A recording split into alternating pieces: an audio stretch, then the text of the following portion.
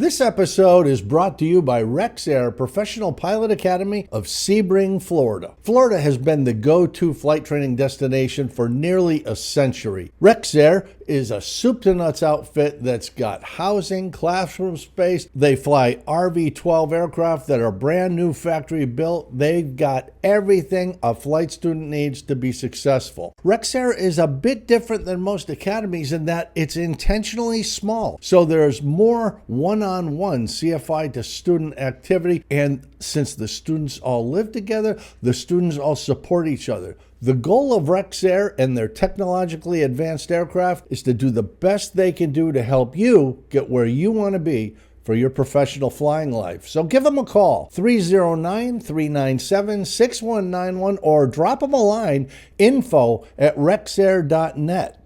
MadPropsAero Professional Pilot Academy, Sebring, Florida. Hey, thanks for clicking on the link. I think it's time for us to do a little bit of housekeeping here on the channel and talk about three things that are really important to us. Let's see what you think. Number one, thank you. This channel has grown explosively over the past year, and I am so excited about that. Well over 4,000 subscribers now, and growing all the time. Y'all are clicking on the links, you're clicking the like button, you're subscribing to the channel, and a lot of you are leaving comments. We just love those comments, and it's great to have some insight into what you're thinking, whether you agree or disagree with the channel that's predominantly about entertainment and education in the realm of general aviation. Pat and I really put a lot of effort into making sure we can bring to you some issues and insight that will hopefully make you better, safer pilots, having a bit more fun, and hopefully spending fewer dollars to get the same level of enjoyment out of your aeronautical activities. So seriously,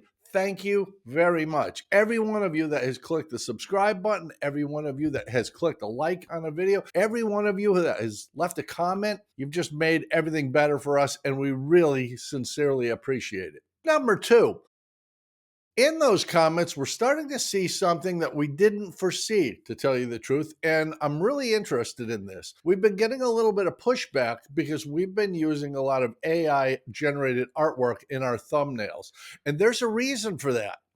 We're not artists. We don't have an art director. Neither Pat or I are particularly adept at creating imagery that tells a story, but AI can do that. So, as a fallback, we have been using AI imagery in some of our thumbnails, and to us, it's convenient, it's relatively easy, and it does produce some interesting results. But unfortunately, it seems to have pushed some people into a less than happy place. We've actually gotten comments from some viewers saying they generally won't click on something with an AI thumbnail. And that's interesting to me. You know, I've written a number of books over the years, so I'm very into that whole judging a book by its cover thing. And maybe this is a valid complaint. Maybe having AI artwork on the thumbnail is enough to have somebody say, I don't care that these guys have over 70 years of experience between them. I don't care that they're professional flight instructors and DPEs and AMPs and that they've been involved in general aviation in a productive manner for decades. I don't like that thumbnail, so I'm not going to watch that video. That's fair. I don't understand it, but it is fair. So please give us some feedback on this. And frankly, if you're an art director, if you're an artist and want to start creating video thumbnails for us, we're willing to have that conversation because that is not our area of expertise. You could buy us the big box of Crayola crayons for Christmas, I suppose, but I don't think we're going to get any better at drawings. I am curious, do you have a solution to this problem? Because using those AI thumbnails is not intended to insult anyone or suggest we don't really care about the content on this channel. It's more a case of it's expedient and better quality work than either of us can do. So I apologize if that's offended you in any way, although I don't understand why it would. And please give us a suggestion on how we might do that better, because you're a huge part of what makes this channel work. And number three, the final thing that I really think is worth mentioning in this housekeeping episode, I did a video a while back that I had grounded myself after 35, 36 years of flying and being very, very happy being a professional pilot for that last 3.5 decades. I'm having a problem with optical migraines, and they don't hurt.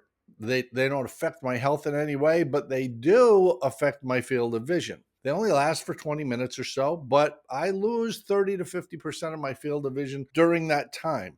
I'm not really sure I could change a radio frequency because my vision's just not very good. It's okay in the motorcycle or in the car. It's okay for around the house, but in an airplane, it's a problem. Circumstances can shift our train of thought and maybe make us look at things a little differently. From the research I've been able to do and talking to the doctors I've dealt with about this, nobody really knows what causes optical migraine. They might be hereditary. They might have a number of triggers, one of which is caffeine. And I drank a lot of coffee. The last time I had an optical migraine, I was actually at the coffee shop having my second cup, talking with some friends. And it's annoying, but the optical migraine doesn't really cause any damage to me while I'm sitting around drinking coffee. And it occurred to me, what if caffeine is the trigger that's causing this to happen, which causes me to ground myself and not fly solo or left seat pilot in command with a passenger who's a non-pilot? Well, things change, and maybe if I cut back on my coffee, which I have done, maybe I won't be having optical migraines anymore. And since I've cut back, I haven't had an optical migraine. So maybe we'll see how this goes over a period of time. If I don't have the problem, perhaps I'll go back to flying because something has happened in my life that I never expected. I have 3 children. They are awesome. They really are. If you ever get to meet them, lucky for you. They're terrific people. But none of them has a pilot certificate. And I asked my middle child once, daughter, why don't you guys get your certificate? I mean, you all know how to fly. We've flown together multiple times. You get it. You know how to take control of the airplane. And she said something really interesting to me. She said, why would I bother to get a certificate? I know dozens of pilots. If I want to go flying, I just call somebody and we go. That's not a bad answer, but my youngest daughter, who is a flight attendant and really enjoys that work, she thinks it's great, has kind of recognized that the people on the other side of the locked door make about 10 times as much money as the people in the back. And she does enjoy flying. So for the first time, she's really seriously talking about learning to fly, which means I've been taking her to flight schools and letting her see what's there and talking to people. And yes, she's gone on some intro flights with them to see if she likes the equipment, if she likes the culture of the school, which makes me start thinking maybe I need to start taking this reducing caffeine thing more seriously, getting rid of the optical migraines. And I really do love coffee, but maybe it's time for me to think about buying another airplane so my daughter can build some time more cost effectively and I can have the fun of flying with my kids again.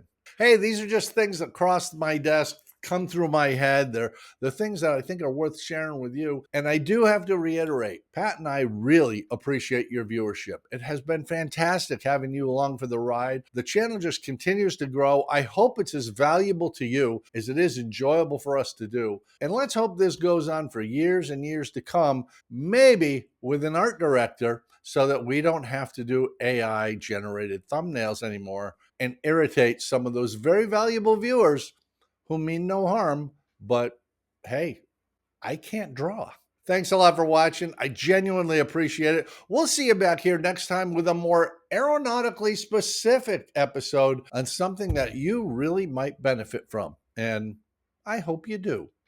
See you next time.